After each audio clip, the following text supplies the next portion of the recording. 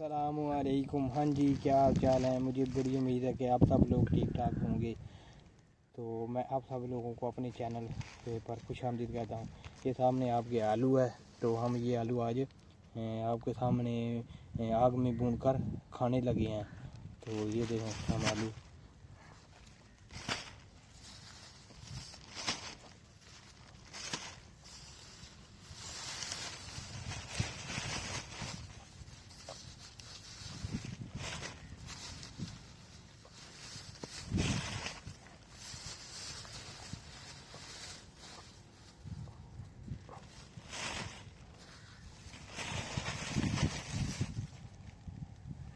لوگوں کے سامنے ہم آگ کے اندر یہ آلو ڈال رہے ہیں.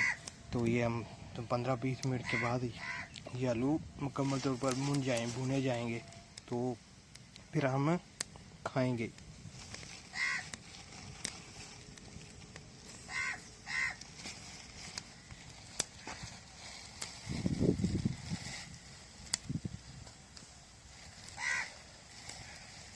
فائنلی تو یہ دیکھیں آلو ہم نے بھون لیے ہیں.